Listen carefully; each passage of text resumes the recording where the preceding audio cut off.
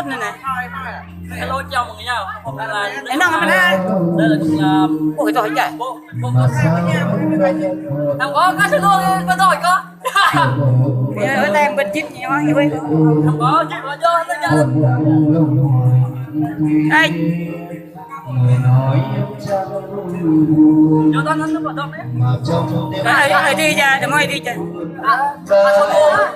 Có đâu chứ. Anh giờ chẳng thế làm gì tốt tình yêu anh chẳng muốn ở bên người mà mình thương cùng đi hết quãng đường dù mấy con trai anh thương lòng vẫn còn bao vấn vương tận lòng anh yêu gió vết thương em tim thật sâu đã khiến tim Anh tính đua được bao thằng nào là đưa ra biết hai. đây không phải để yêu Đây là đưa ra đây. Anh tính đưa ra biết hai thằng mà ba thằng nào. Được hả? Rắc rang quá này, có măng đây. Thao đi tiền. Em tôi năng rồi này nó dùng.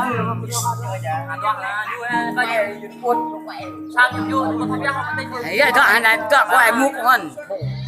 Là đây là những bắt đầu đó vậy. Nó cứ tu Giờ cả cán bộ ra đi năng cái nét nha. Cái năng này của tôi nó cái giá cho cái ai mà cái nào này miết ông bắt nè. người ta học mới tính du luyện thì phải cặp chép vào biết sao anh vẫn cuộc đời mong quên đi còn đang lòng Nhằm xe như thế rồi. đặt lại nhầm nó mà trong em say lệ buồn và em nói anh còn cô đơn anh chạy như thế làm gì buồn Mà chú họ ở đây á. tình yêu anh chẳng muốn ở bên người mà mình thương cùng đi hết quãng đường cùng với con gái anh thương lòng vẫn còn bao vấn vương thật lòng anh yêu gió vết thương em tim thật sâu đã khiến tim u sầu bây giờ đây học cách để yêu người tốt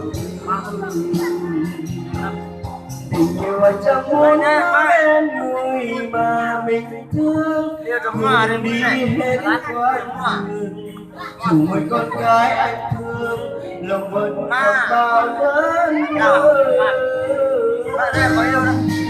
anh yêu gió vết thương em tim thật sâu đã khiến tim u sầu bây giờ đây học cách để yêu người tốt bây giờ đây học cách để yêu người Ê, ta đặt lên mò. Đúng rồi.